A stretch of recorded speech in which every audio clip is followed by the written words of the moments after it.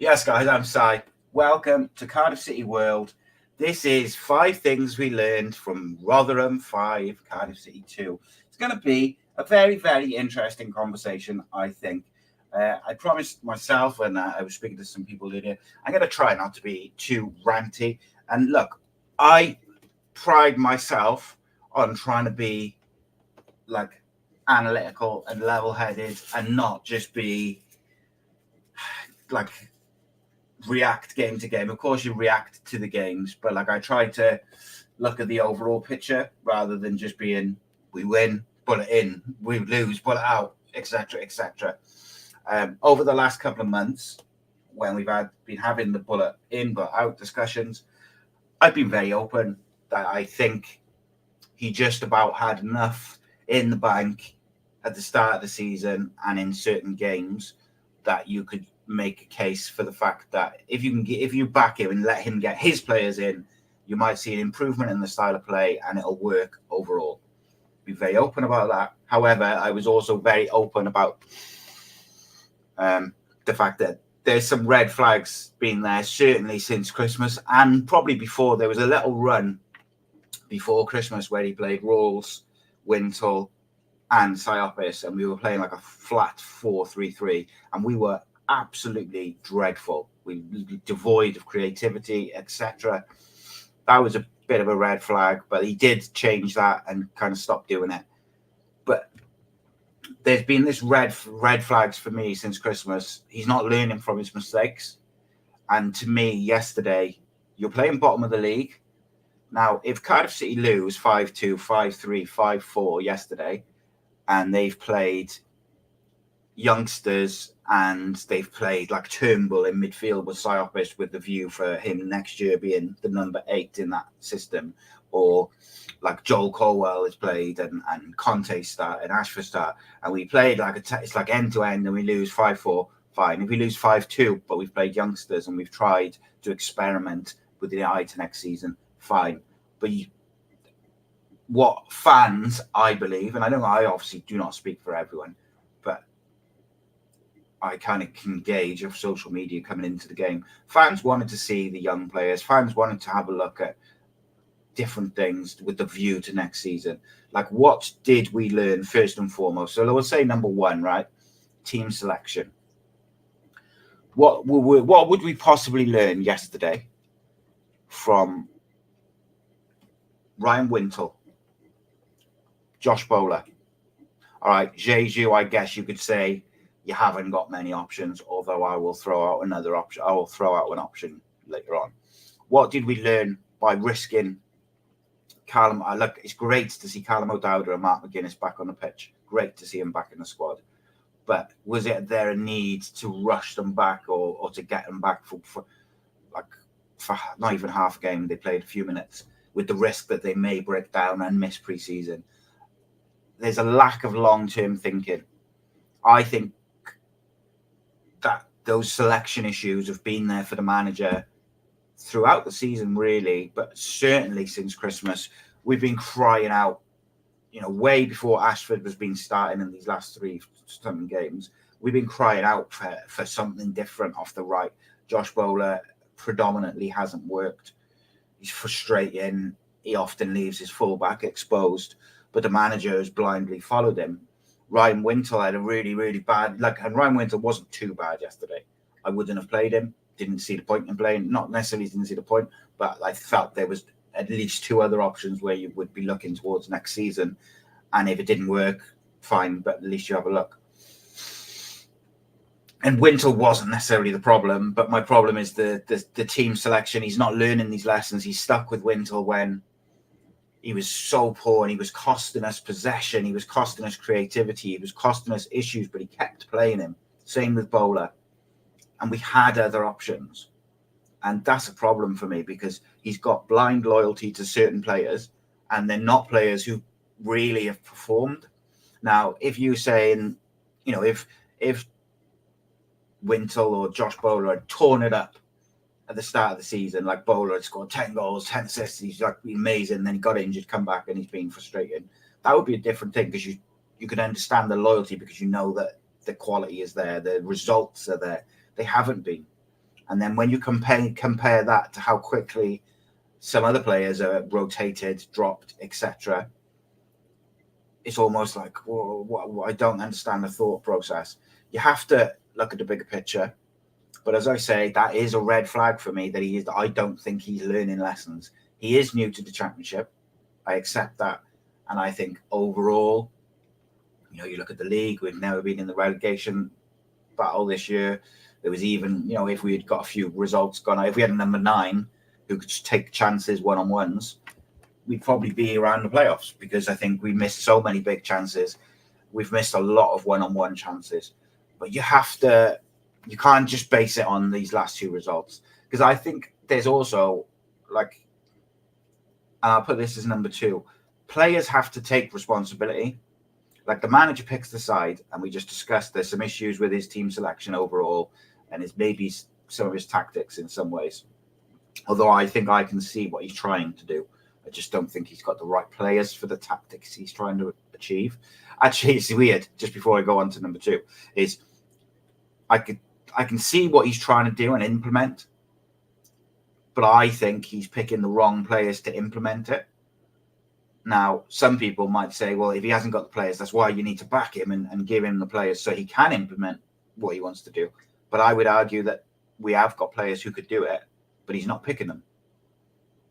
To play the way he wants to play from the back and possession football and beat the press with sort of passes, you need people who can pop it around 1-2 touch, move in, receiving and wanting the ball in tight spaces, in deep areas.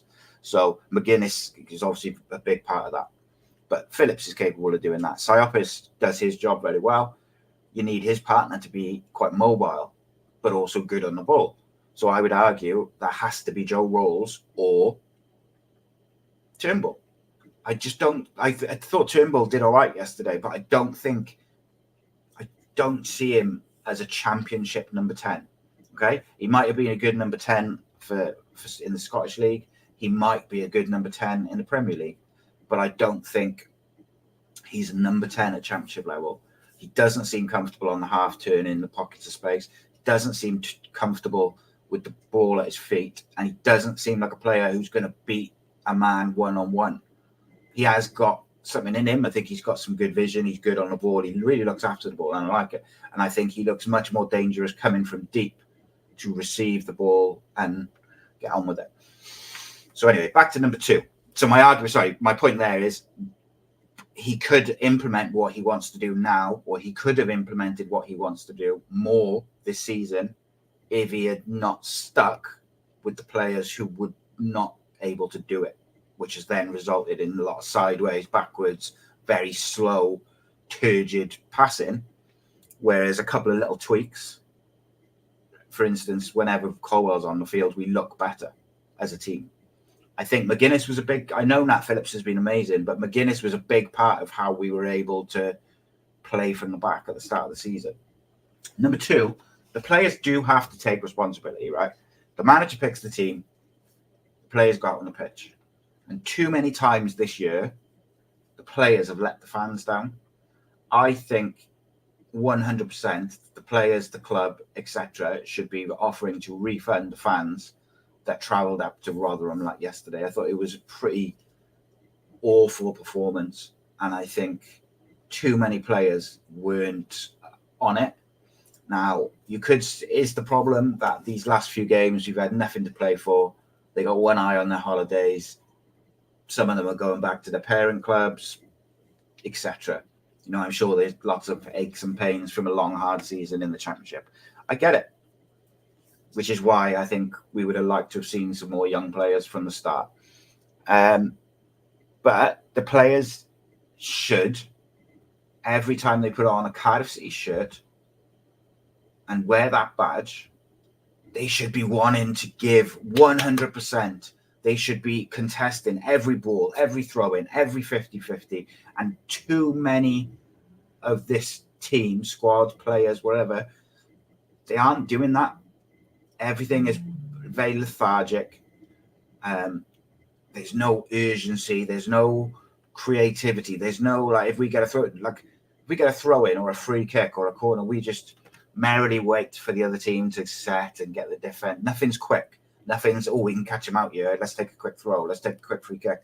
And even the passing from the start of the season, which was very good from the back, had purpose and through the lines and progressing the play and breaking through the team's press and through the team's midfield areas. We're not seeing that. It's just slow and it's so easy to play against. Rotherham, without a doubt, and there's no disrespect to them, are the worst team in the Championship this year. Obviously, they are bottom of the league, and that says it. But they are the worst team in the league, and we made them look like 70s Brazil. How many times have I said that this year? That we make teams look like 70s Brazil. Like, how many times this year when we've been doing the previews, and the team we're playing is like, they've lost 4 on the bounce. They haven't won in 5. They're on a terrible run of form, and they're coming to play Cardiff, and you're like, well, they're going to win. We make it too easy for teams to play against us.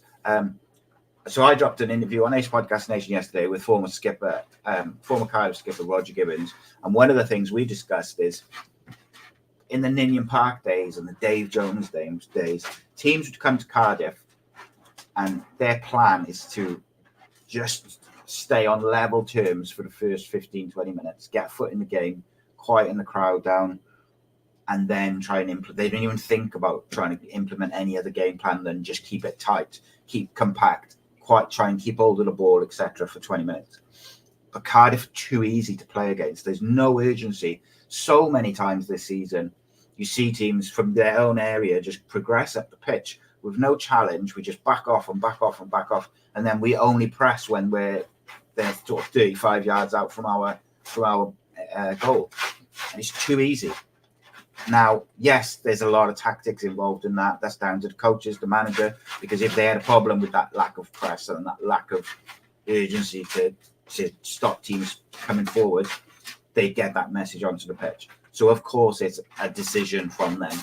However, urgency to move the ball, urgency to take a throw-in or a corner or a free kick or get the ball back or challenge for a 50-50, that is 100% down to the players. So I do think the players have to hold their hands up and say that, they haven't done it every game. They haven't. And I just think there's a lot of them on big, big wages and they're doing sweet FA.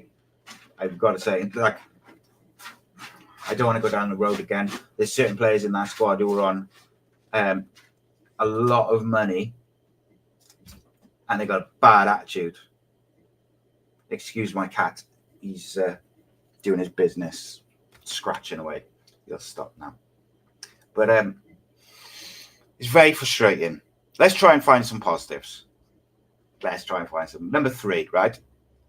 I thought Keane Ashford, very, very good again. Very, very good again. And I think in the 3 games or 4 games he's had the opportunity to play, I think he's been very good, very tidy, got a bit of pace. And one of the things you need in the way Bullet sets up in a 4-2-3-1, playing possession-based football, you need pace. You need pace out wide.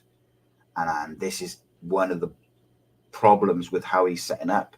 Is, yes, Josh Bowler's got a bit of pace, but it's no good if he doesn't want to open his legs and run. It's no good if he doesn't want to go on the outside and he wants to cut inside and slow the play down all the time. Keane Ashford gives us something young, youthful exuberance. He works hard. He beats his man. He can go both ways. He's looking to create. He's looking to assist. He's looking to score. He gives us something, and it's exciting to see. Now, we're going to bring players in the summer, I hope. But I would also hope that Keane Ashford plays a lot of football for us next year.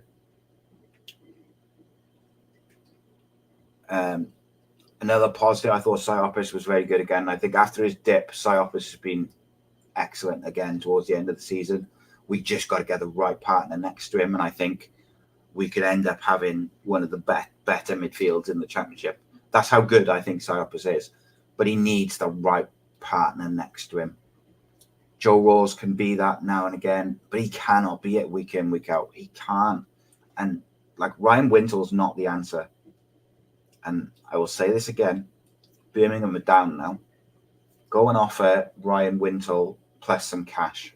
Go and offer Ryan Wintle and Callum Robinson for Jordan James. Use the players you want to get rid of,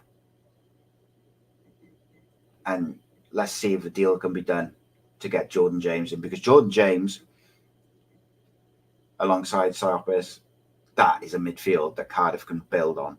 Suits the tactics, can defend, can be aggressive, creative, all the things we need. He's got the bonus of being Welsh as well. But there's players who are going to be moved on out of this squad who are decent footballers, who other teams will want. So, you know, depending on how much Birmingham will want, and I'm sure they'll want less now than they would have if they stayed up for Jordan James. But for instance, I just use this as an example, Ryan Wintle, Callum Robinson, Romain Sawyers. Certainly Sawyers and Robinson, I think there's a big chance they're gone from Cardiff this summer. Personally, if you can get some money for Ryan Wintle, I'd probably sell him, because I think you've got Siopis, you've got Turnbull, and you've got Rawls. They're going to bring in one more midfielder, which would be the fourth, and then you've got Joel Colwell as well for the competing for the two spaces at the base of the midfield. If that person to bring in is Jordan James, great. But from a Birmingham point of view, if you could add Ryan Wintle and Callum Robinson to their side in League One next year, they'd be flying. That'd be a great acquisition for them. Now, maybe Robinson's wages would be a problem, I don't know. But I'm just using it as an example. Cardiff are terrible at selling players. So let's think outside the box. We're shit at selling players. So let's see, right, let's example, we want Jordan James. So who could we get rid of, which doesn't weaken us? Like, it's not necessarily something that we want to keep, that maybe Birmingham would look at as a, we lost Jordan James, but we've strengthened our squad with these two. Just a suggestion, maybe, because we are bad. Like, I saw Hayden, what's his name? I think it's Hayden Hayter from Middlesbrough, right? Young midfielder, very creative, very good footballer. In my opinion, I think he's around the same age as Ruben Colwell, probably maybe a year or two younger. Maybe. I might be wrong with the age. But let me tell you something. I haven't watched loads of Middlesbrough. I've watched quite a bit of Middlesbrough this year, and I've seen clips of Hayter. Ruben Colwell's better. Ruben Colwell's better than Hayden Hayter. Hayden Hayter's going to West Ham for 18 million. Ruben Colwell's been linked with whoever in the Premier League this week. You think Cardiff would get anywhere near even 10 million? No, they wouldn't. And I know some people will say, he's not worth that. And I'm not saying he's worth 18 million. What I'm saying is he's better than someone who was going for that much, because other clubs are better at selling players for whatever reason. Number 5, I do have a concern that if the manager stays, that he's going to want Josh Bowler back, maybe, Jeju, I don't know, these players. Like, are we going to... My biggest concern with Bullet is that he seems stubborn. I've already mentioned he doesn't learn from his mistakes. My biggest concern is that in November time now, we're going to be still talking about why is he sticking with Ryan Wintle? Why is Bowler still on the right? All this stuff. And we haven't progressed and moved on. He has to move on. He has to freshen up the squad. He has to get the right players out. There's too many players in this squad who either don't give a shit, aren't good enough, or don't fit the way he wants to play. Probably a couple of other reasons as well, but those stick out, right?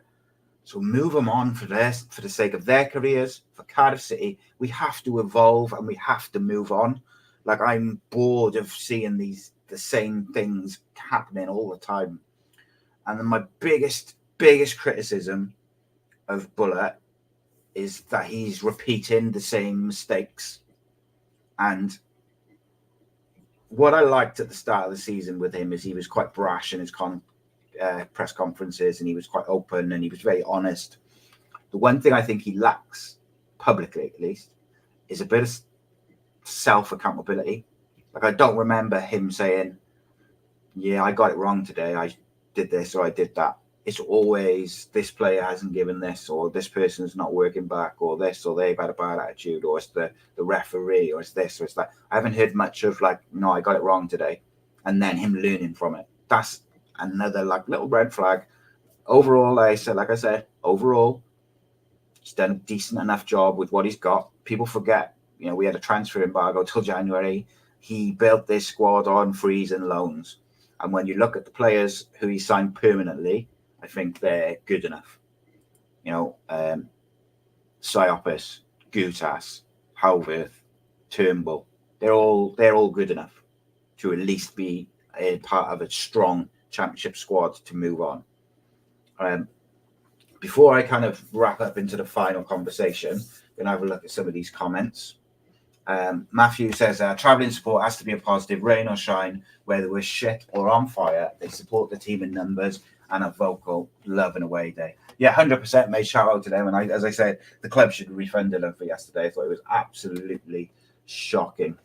Paul says, I've said many times, Jordan James would be the ideal signing, but when have our recruitment hierarchy ever listened to us fans? And if he costs money, they won't spend. My problem, mate, is there's no preparation to what we do as a football club. Now, you tell me, say Bullet ends up going, right? Do you think they've got a short list of managers with a full workup and profile, and like they should already have a list? They should have that list down to 3 to 5 managers. What style of football they play, what sort of budget they want, what backroom staff they want to play, what do people like players and staff who've worked with them before think of them, what sort of person they should have full profiles on all of them. So if Bullet's like contracts are run out now, if he's not signing and he leaves, whatever, they should be able to go, right, let's contact this person, this person, this person, and this person, Zoom interview or an interview in person. What would you do with our club? The budget's small. We got these really good players though. Like we got a good young players coming through. How would you build to make us compete in the championship? That's what they should be doing. They should be ready. And equally, if he's staying, he should have given a list of the players he'd like or the positions he'd like. And then they should have a short list of 5-6 players for each position within the budget. You know, how do they fit the system? What's their injury record like? And I just don't believe they do that. And this is my problem with the whole shit show of between the board and the football team, is how many times this year have I done a preview? I pride myself generally on trying to do a bit of research, looking at the other team. We try to look at it from a tactical approach, right?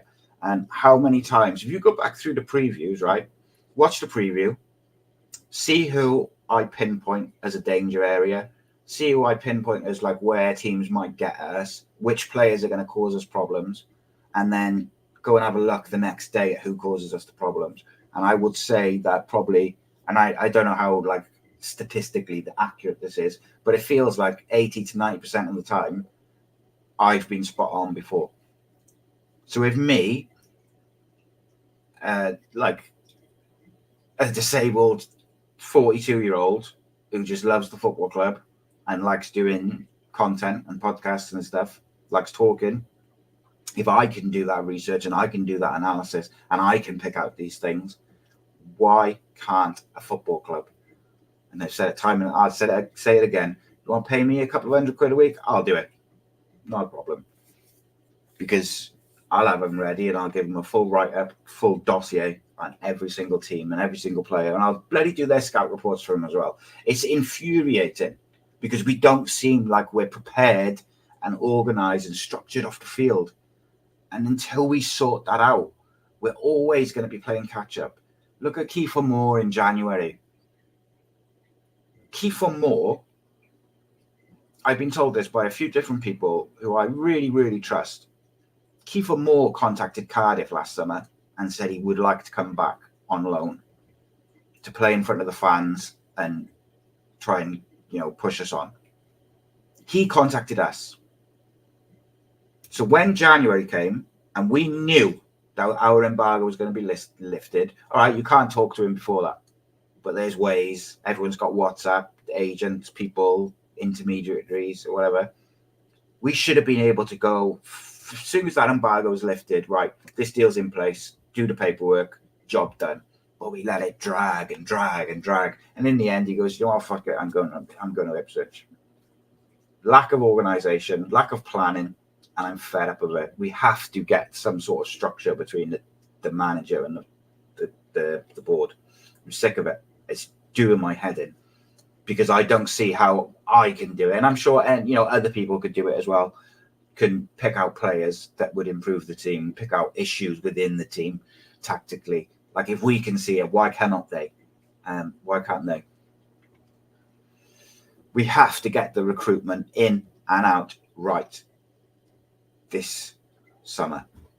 And going back to what you said, Paul, about Jordan James being the ideal signing, he absolutely is, mate, 100%, because he's the perfect partner to complement Siopis.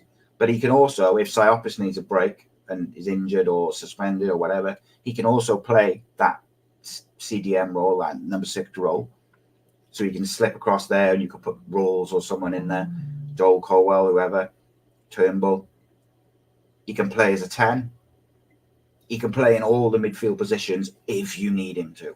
But most of all, he's the perfect number 8 to play against Siopis. The bonus is he's young. He's Welsh. Bring him in and build a team around him and Colwell. The most Cardiff thing ever this summer will be that we re-sign Josh Bowler and we keep like Winsell and whatever, and we will sell Perry NG and Ruben Colwell. I understand Perry NG is likely to go. I just hope we get good money for him, because I think he's worth it for a variety of reasons. But I've got to say, I'll be pretty gutted if we sell Ruben Colwell, especially if we sell him cheap, because I think to a certain degree this season was his coming out party. Like, you take Perry NG out of there, and I think Ruben Colwell is easily the player of the year. I think he's been consistent. We, as a team, we look better with him in it. We always, whenever he's rotated or dropped or on the bench, we look worse. We've got no creativity. And I know people sometimes point to his stats and say, well, he hasn't really assisted and done that. But if you look at his actual stats for like creative passes and chances created, it's quite high. And, he just used the eye test. If we had better forwards around him, he would create more. If we had a better or a more appropriate number 8 behind him, we'd create more. Look at how when Turnbull was in the 8, just for 2 games for like 20 minutes, and you had Siopis, Turnbull, Colwell in front, Ashford on the right, and you go back and watch that sort of 15, 20 minutes, how they linked up with Turnbull passing it into Colwell's feet and then running on to get the ball as well, and little triangles, and with him and Ashford. Like, to me, you got to accept that Perry NG is probably going. Okay. Matt McGuinness, I thought, had an excellent season until he was injured. Halverth has been solid, but I think he'll be better next year. So build a strong spine. Halverth. Gutas has played every single game this year. McGuinness, Siopis. At the moment, it's Turnbull, but let's say Jordan James, just as an example. So you've got Halverth, McGuinness, Gutas, Jordan James, Siopis, Ruben Colwell, Kean Ashford on the right. Okay? Get yourself a proper number 9 who's going to bag you at least 15 goals. Get yourself an out-and-out left winger who can beat a man and put some crosses in. And then get Cody Dramer in to play right back with Conte coming in now and again. Personally, I would try and get if I could sign 4 players for Cardiff City this summer, I would sign Cody Dramer. I'd sign Kipfrey, both on frees. I would, for lack of a better term, I would spunk my budget on Jordan James, even if that meant I had to do some wheeling and dealing elsewhere. So I would go Cody Dramer, Kipri, Jordan James, and a number 9. I'm going to do a scout report on a couple of number 9s because I actually think we could do with 2 number 9s. But they would be my 4. And then after those 4, if you get those 4 permanent, so 2 frees, Jordan James, and a striker, if you get those 4 permanent for what as cheap as you can get within our budget, you've then also got room to bring in 2 or 3 young loan players from the Premier League who can give you that exuberance, that energy you need to play football. But it's interesting. I know Kipri's unlikely, but he's turned down a contract. So if there's any chance that you can get him on a free, you've got to get him. I agree with you, Paul, that he probably will sign. But at the moment, he's turned down that contract and he's out of contract. So it's worth asking the question because as far as I'm aware, he loved his time down here. And you add those 4 players to that side, and I think you would be really, really cooking. And, if you can't get Kipri, get Matt Phillips again on loan for another season. That'd be great. Just my opinion. I'm sure some people will disagree. I would argue that if you added those 4 players and you lose a couple of players, you're cooking. Really are cooking. And you can't tell me that Ruben Colwell would not be more effective with Jordan James behind him, Ashford on the right, an out-and-out left winger, and a proper number 9. You can't tell me he wouldn't create for fun. He just would, just based on how he's played this year. But the manager's got to pick him. They've got to be more aggressive, and they've got to play the way that they should be playing. And it's an interesting one. I want to which goes back to number 5. The manager doesn't seem to fancy Ruben Colwell, and if invasion by the king, thanks for that. Me and Paul Abandanato had a chat the other week, which is on the channel. Why you go and have a look? It's a really interesting chat, actually, a really good one. Looking forward to having Paul on again in the summer. But we had a chat about Ruben Colwell, and I asked the question: do you think he has been treated quite shoddily by the manager, by the club this year? And Paul and me, we kind of thought he has been a little bit. He's been one of the shining lights this season, but he seems to be the first one who's dropped, the first one who's taken off, the 13 minutes yesterday. I understand he's come back from injury. It's the last game of the season, though. When we've scored, to get back in the game at 47 minutes and you're thinking we're going to kick on. I was surprised he didn't come on at half time, because you're telling me he can't play half just for the last game of the season. He's got weeks and weeks off. Can't just do half a game of football. I don't believe that. But again, it comes down to the manager and his stubbornness to me, we should be set up to allow Ruben Colwell freedom to be the creative force that he is, to create for our wingers and our striker and get them in behind. We shouldn't be too worried about him. The only defensive work I would expect him to do is to sometimes do a job out of possession on the defensive midfielder or the double pivot, the playmaker in the double pivot of the other team. And he's done that really, really well, really, really well. And this is and I'm glad, Adam, you've just asked that, because that is going to finish off the show really nicely. He says, Adam Davis says, do you think Bullet stays? Only just joined if you've already mentioned it, sorry. So we haven't really touched on it. I kind of just gave my opinion. Put it this way, right? I'm led to believe, and other people have said as well, so it's not like me saying, I know this, I know that. But I was told at the start of the week that it was pretty much done. I was told that the delay was on Bullet's side, that he was trying to get slightly better terms. However, let's just say Vincent Tan, being the enigma that he is not convinced by this manager. If he's watched the last 2 or 3 games where there's no pressure,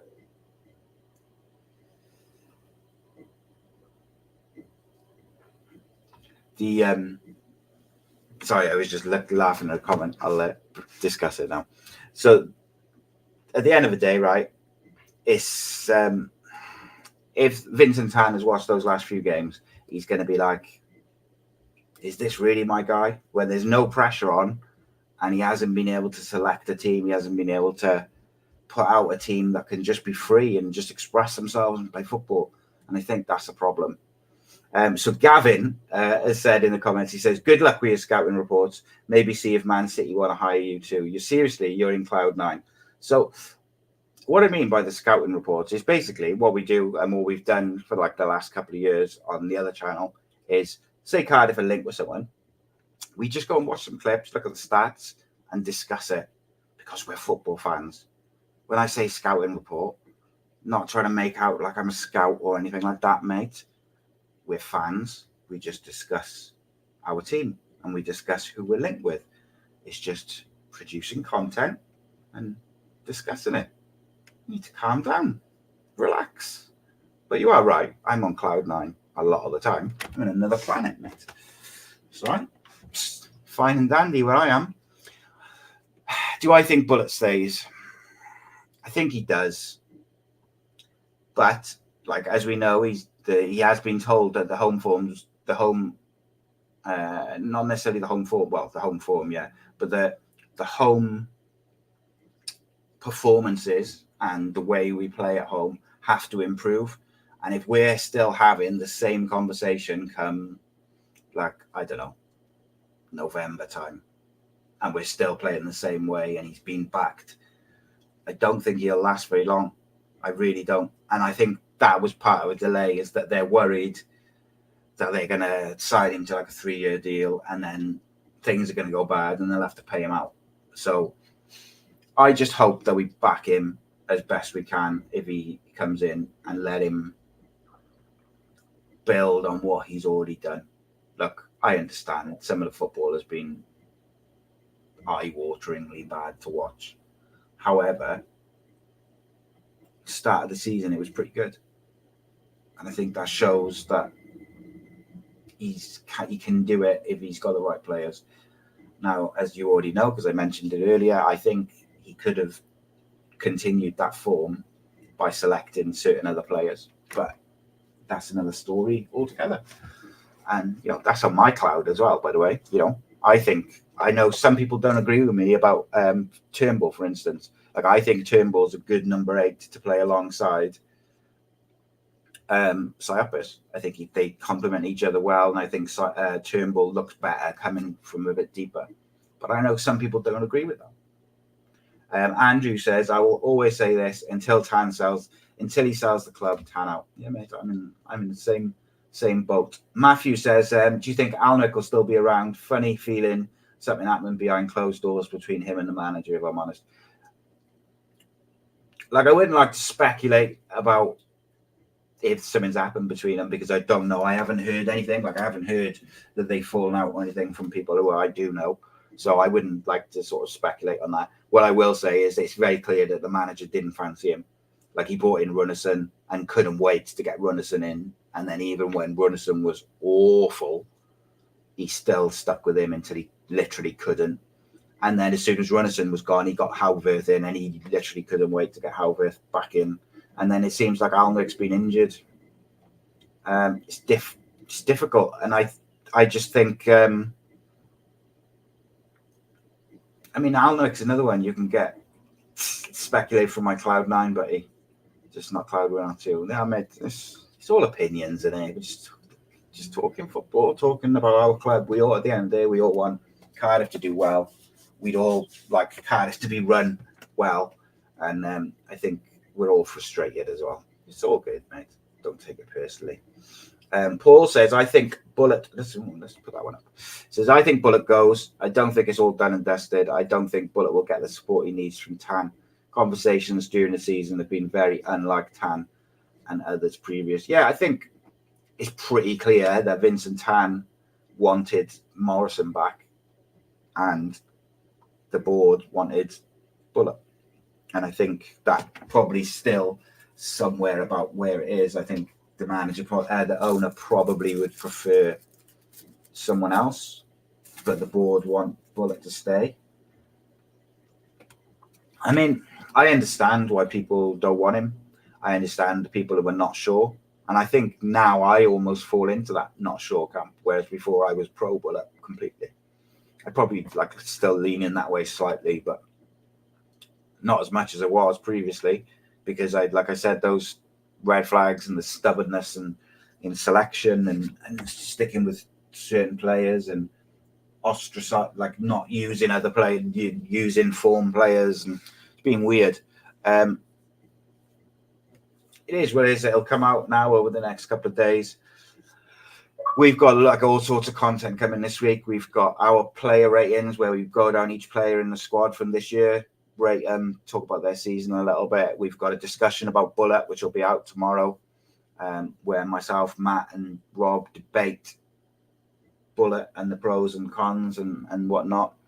What else have we got? We got a whole host of stuff. We got our scout reports as well, so don't forget those. We've got some loan watch videos as well, where we,